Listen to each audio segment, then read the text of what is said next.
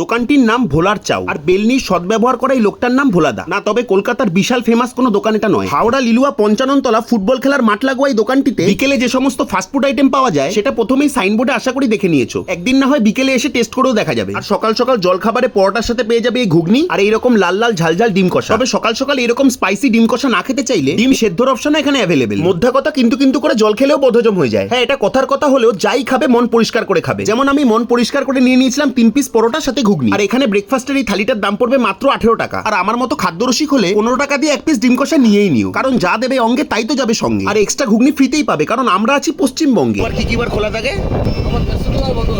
কটা থেকে কটা অবধি হয়? আর বিকালে কটা থেকে হয় তোমার? না, ধার করে হোক লোন নিয়ে হোক মাইক একটা নিতেই হবে এইবার। তবে কম পয়সায় ঝিঙ্কু মাইক সাজেস্ট করার দায়িত্ব কিন্তু তোমাদেরই। পরোটা ঘুগনির কম্বিনেশনটা এভারেজ লাগলেও ডিম কষাটা কিন্তু ভোলাদা বেশ ভালোই বানায়। বাই।